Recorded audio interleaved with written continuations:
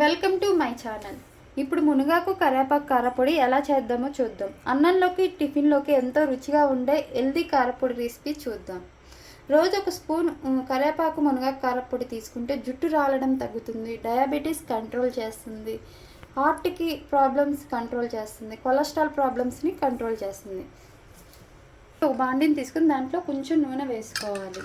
నూనె వేసిన తర్వాత ఒక కప్పు పచ్చెనపప్పు, ఒక కప్పు మినపప్పు వేసుకోవాలి. వీటిని దోరగా సన్నటి మంట మీద వేయించాలి. ఇవి దోరగా వేగిన తర్వాత దీంట్లో ధనియాలు వేసుకోవాలి. ఇవి కూడా దోరగా వేయించుకోవాలి. దోరగా వేగిన తర్వాత 1 మినిట్ ముందు జీలకర్ర వేసుకోవాలి. ఇప్పుడు ధనియాలు మినపప్పు బాగా వేగిన తర్వాత వీటిని ఒక ప్లేట్లోకి తీసుకోవాలి.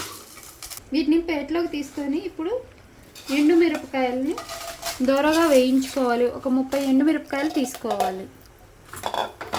వీటిని దోరగా వేయించుకోవాలి. నూనె కొద్దిగా వేసుకో.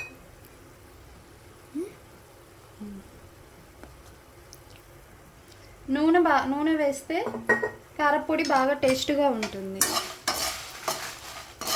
ఎండుమిరపకాయలు దోరగా వేయించుకొని వీటిని ఒక గిన్నెలోకి తీసుకోవాలి.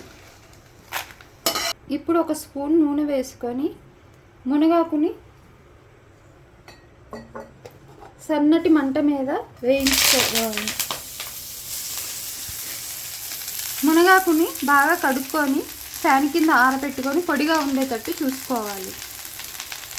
మునగాకుని దోరగా కరకరలాడేలాగా వేయించాలి. కుండా చూసుకోవాలి. తడి ఉంటే కారపొడి పాడవుతుంది.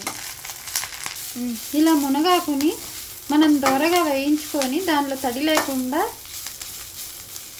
చూసుకొని బాగా వేయించుకొని ఒక ప్లేట్లోకి తీసుకోవాలి.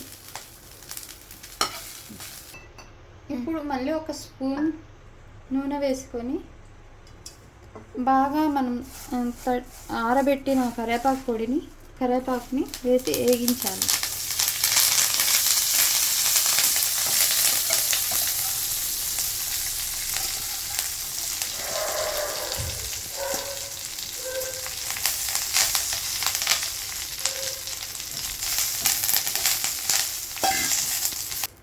కరివేపాకుని ఇలా సన్నటి మంట మీద గలగలలాడేలాగా కరివేపాకుని వేయించుకోవాలి. మనం ఫస్ట్ మిక్సీ గిన్నెలోకి మనం వేయించుకున్న ఎండుమిరపకాయలని తీసుకోవాలి.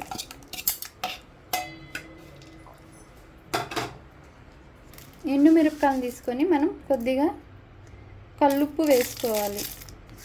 సాల్ట్ కన్నా కల్లుప్పు బాగా టేస్ట్గా ఉంటుంది.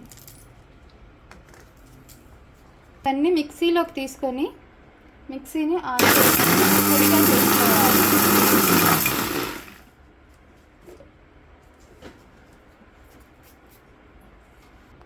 ఇలా పొడి చేసిన తర్వాత దీనిలో మనం వేయించి పెట్టుకున్న మినప్పప్పు, ధనియాలు ఇవన్నీ వేసి మెత్తగా గ్రైండ్ చేసుకోవాలి. పప్పు ధనియాలు వేసి మళ్ళీ మిక్సీ పట్టాలి.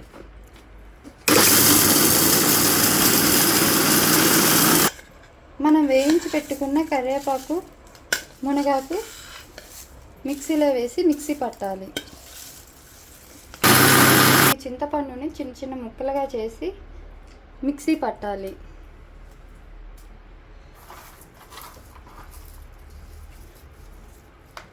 ఒక వెల్లుల్లి రెబ్బలు కూడా వేసుకోవాలి.